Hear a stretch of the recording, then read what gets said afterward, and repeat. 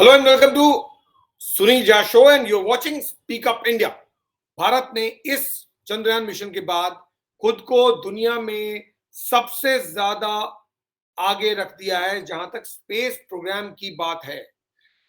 दुनिया के किसी भी देश से बेहतर स्पेस प्रोग्राम हमारे पास इस वक्त है। India takes the lead, becomes number one as far as space mission goes beyond the developed countries.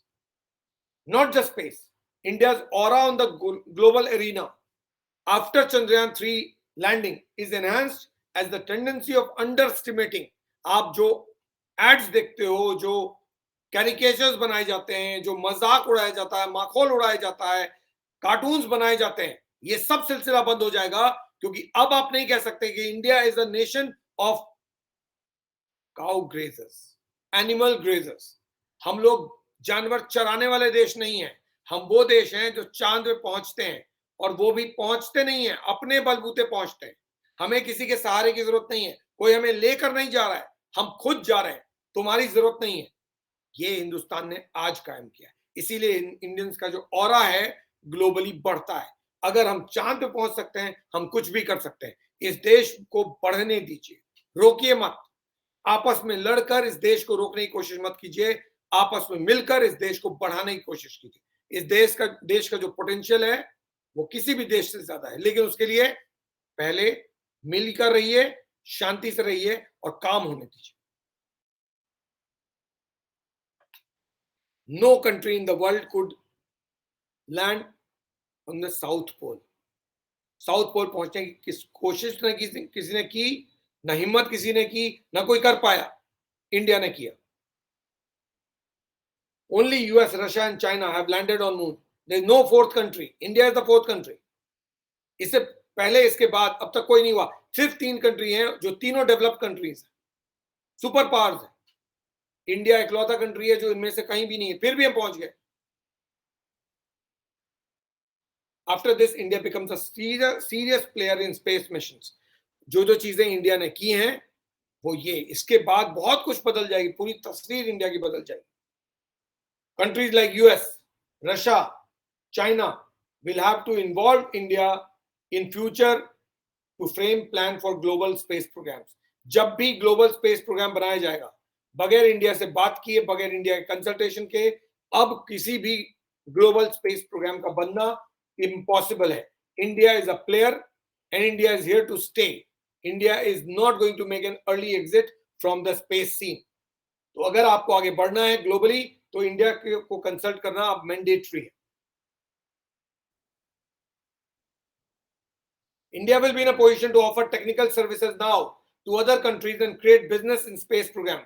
अब तक इंडिया को टेक्नोलॉजी के लिए दूसरे कंट्रीज पे डिपेंडेंट होना होता था, लेकिन अब इंडिया अपनी टेक्नोलॉजी दूसरों को दे सकता है, बेच सकता है।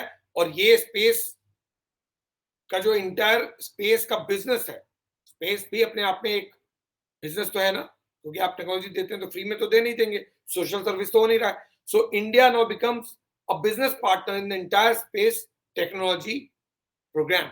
अगर किसी देश को टेक्नोलॉजी चाहिए तो वो इंडिया को कांटेक्ट कर सकता है, और इंडिया उसको अपना टेक्नोलॉजी दे सकता है, टेक्निकल असिस्टेंस दे सकता है, और इस जरिए बहुत सारे पैसे इंडिया में आ सकते हैं। तो India will financially benefit also.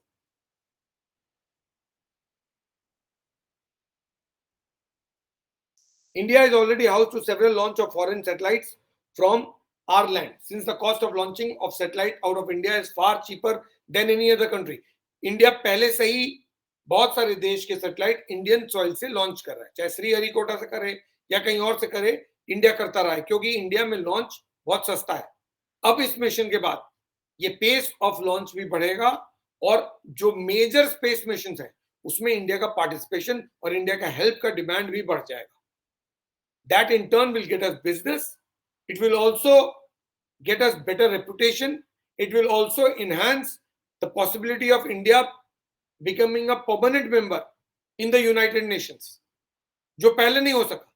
But अगर आप टॉप 5 कंट्री में, आप ऑलरेडी वर्ल्ड के 4th लार्जेस्ट इकोनॉमी है, कल आप 3rd लार्जेस्ट इकोनॉमी भी हैं, आप स्पेस मिशन में भी 4थे नंबर पे हैं, आप पॉपुलेशन में तो नंबर 1 है ही, जो होना नहीं चाहिए बट फिर भी है।